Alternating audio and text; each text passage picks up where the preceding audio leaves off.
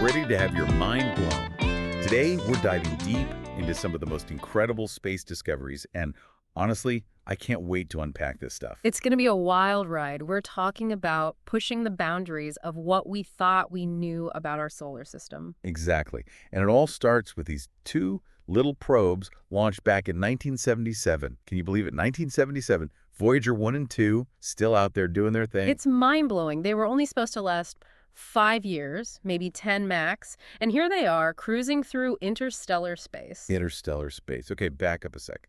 For those of us who don't have a degree in astrophysics, what does that even mean? So imagine this. You're leaving our solar system. You're beyond Pluto, even. You've crossed that boundary where the sun's influence, like its solar wind and stuff, starts to fade out. That's interstellar space, the vast, mysterious region between stars. It's a whole other ballgame out there. Talk about a long road trip. But, okay, before we get too far out there, let's rewind to the beginning. Voyager 1 and 2. What were their greatest hits, so to speak? I remember reading about volcanoes, but not just any volcanoes. Right? Oh, yeah. We're talking about Io, one of Jupiter's moons. Turns out it's the most volcanically active body in our solar system. More than Earth. Seriously. Way more. The Voyagers sent back images of these massive volcanic plumes, some shooting up tens of kilometers high. Totally changed how we thought about moons. Okay, that's impressive. What about that giant red spot on Jupiter? I remember seeing pictures as a kid. It looked kind of small, like a freckle on a basketball or something. Small. You're talking about the Great Red Spot, right? That freckle is a storm bigger than Earth. We're talking about a swirling vortex of clouds that's been raging for centuries. Centuries. Okay, that just blew my mind. All right, what else? What about Saturn's rings? Those are iconic. Everyone knows what those look like, but what'd we learn about them from the Voyagers? Before the Voyagers, they were this beautiful mystery, right? Like, what are they even made of? Turns out they're made of ice. Countless ice particles, from tiny grains to, get this, chunks the size of mountains, all just swirling around Saturn. Ice. Who would have guessed? So we've got erupting volcanoes, a centuries-old storm bigger than our planet, rings made of ice, and then these probes go and cross the termination shock.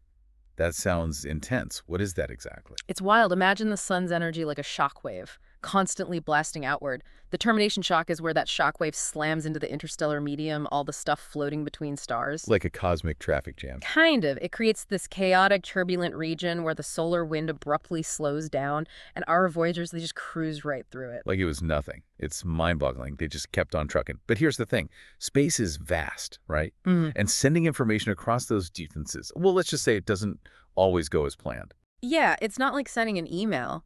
We're dealing with mind-blowing distances and signals that, even traveling at the speed of light, take a long time to reach us. And sometimes those signals, they come back a little, shall we say, wonky.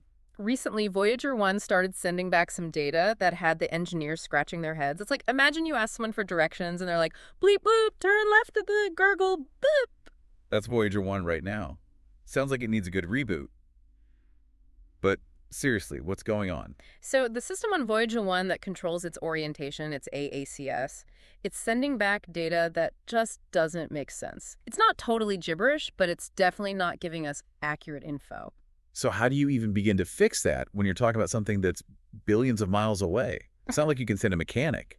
That's the thing. It takes about 21 hours for a signal to travel from Earth to Voyager 1, and then another 21 hours to hear back. You'd age a year just waiting for tech support to pick up.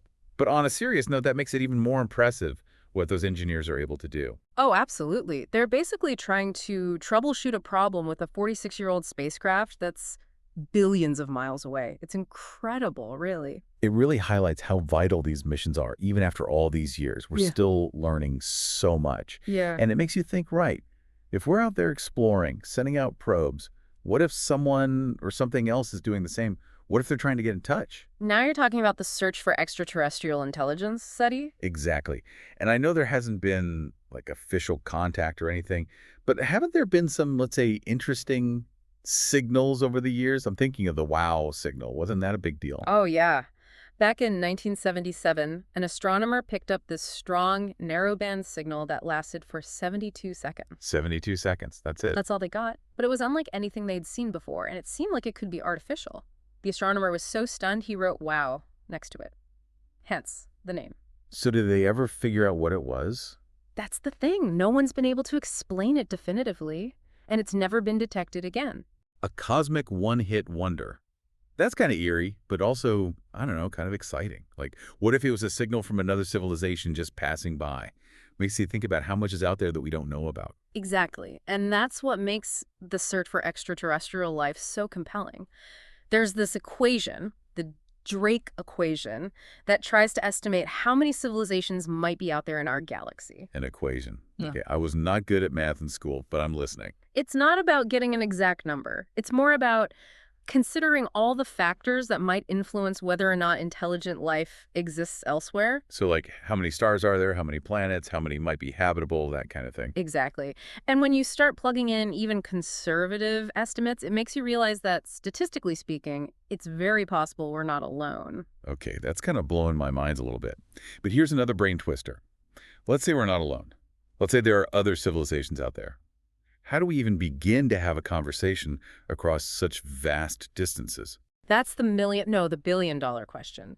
The distances involved are so vast that even if we could send a signal at the speed of light, it could take hundreds, thousands, even millions of years to reach another star system. And that's assuming they're even listening. Yeah. Right.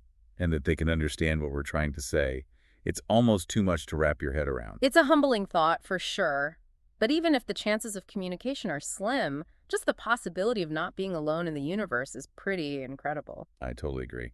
Speaking of incredible, let's shift gears a little bit and talk about a planet that's a little closer to home, but no less fascinating. Venus. Venus. Yeah. Our sister planet.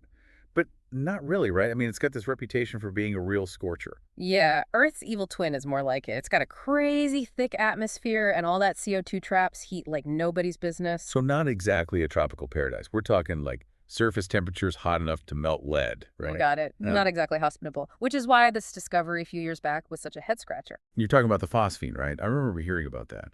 What exactly is phosphine, anyway? So phosphine, it's a gas. And here on Earth, it's often a byproduct of microbial life, tiny organisms, especially those living in environments without a lot of oxygen.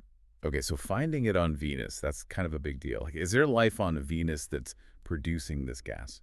That's the million-dollar question. I mean, phosphine can be created through other means, but usually we're talking about some pretty extreme conditions that don't really line up with what we know about Venus. So it's a bit of a mystery. Totally. Scientists are still trying to figure it out. There are some upcoming telescope observations that might shed some light on it, no pun intended. And there's talk of new missions to study Venus in more detail. It just goes to show there's still so much we don't know. It reminds me of that other signal, the one from Jupiter's moon Ganymede, that got everyone buzzing for a bit. Oh yeah, the Ganymede signal. For a minute there, it seemed like we might have picked up something really big. As in, like, alien civilization big. Well, that was the hope. Ganymede, you see, it's massive, bigger than the planet Mercury. And it's got its own magnetic field. So for a while, it seemed like that signal, it could be artificial, like maybe from some kind of advanced technology. But it turned out to be a false alarm. Yeah, unfortunately. Turned out the signal was caused by electrons, those tiny particles, interacting with Ganymede's magnetic field. They got amplified in a way that sort of mimicked an artificial signal. So a cosmic prank, basically. Kind of like that. But hey, even though it wasn't aliens, Ganymede is still incredibly interesting. How so? Well, for one, it's thought to have this huge ocean beneath its surface, a massive body of liquid water. We're talking possibly even bigger than all the oceans on Earth combined. No way. Under the surface. That's wild. But if it's all under the surface, how do we even know it's there? That's where those spacecraft observations come in.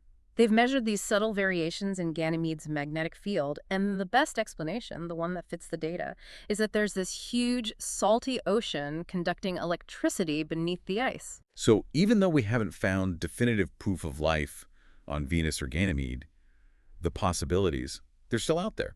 Absolutely. And that's the beauty of space exploration, right? It's about pushing the boundaries of what we know, venturing into the unknown, and constantly being surprised by what we find.